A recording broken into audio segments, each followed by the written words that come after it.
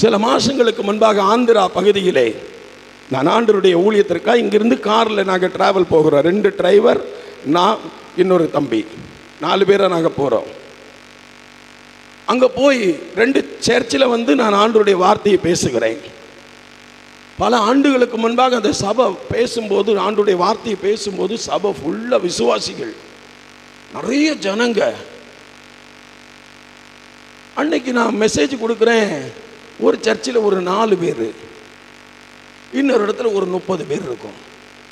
ரொம்ப ஆச்சரியமாக இருந்து நான் அந்த சபை பாஸ்டர்கிட்ட கூட்டம் முடிஞ்ச உடனே கேட்டேன், அன்னைக்கு நான் வரும்போது நூற்றுக்கணக்கான ஜனங்கள் இருந்தார்களே, இசைக்கறி வாசிக்கிற உங்களோட உடன் ஊழியர்கள் இருந்தார்களே, ஏன் சபை இப்படி இருக்கிறது, ஏன் ஊழியம் இப்படி இருக்கிறது?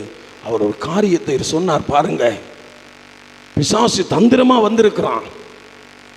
அவருக்கு ஒரு ஹோட்டலை காண்பித்து, நல்ல சாயங்காலம் ஒரு ரெஸ்டாரண்ட் நடத்துக்கு ஒரு ஆண்டவரால் அபிஷேகம் பண்ணப்பட்ட மனுஷன், ஆண்டவருடைய ஊழியத்தை செய்கிறவன், பிடி முடித்து நல்லா படித்த ஒரு பட்டதாரி, ஒரு வழக்கறிஞர், 68 கேசுகள் அவர் மேல் இருக்கிறது.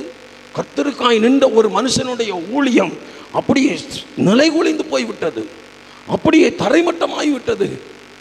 சபையில் ஆள் இல்லை, குடும்பம் தரித்திரம், மிகவும் மோசமான நிலைமையில் இருக்கிறது.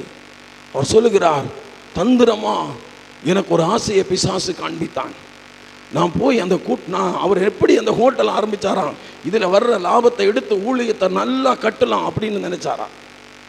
அன்பான தேவனுடைய பிள்ளைகளே, கொஞ்ச நாள் நல்லா போய் கொண்டிருந்ததாம். இரவு நேரத்தில் மீதி வருகிற உணவுகளை பரிமாறுவார்கள், குடும்பம் சந்தோஷமாய் போனது.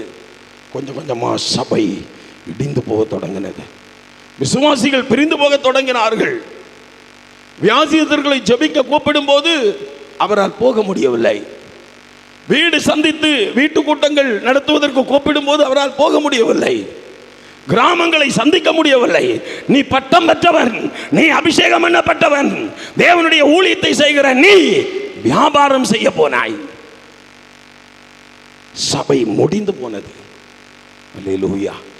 எத்தனையோ குடும்பங்கள் இங்க நீங்க இருக்கிறீங்க, ஆண்டவருக்காக முன்னாடி வந்திருக்கிறீங்க, ஓடி வருவீங்க, சபை ஆரம்பிப்பதற்கு முன்பாக ஜெபம் பண்ணுவீங்க.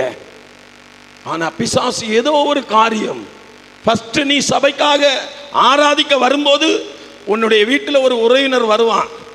அன்னைக்கு உடனே நீங்கள் ட்ரெஸ் எல்லாம் கலட்டி போட்டுட்டு அவங்களோட சந்தோஷமா நீங்கள் இறைச்சியெல்லாம் அவித்து நல்ல சந்தோஷமா இருப்பீங்க.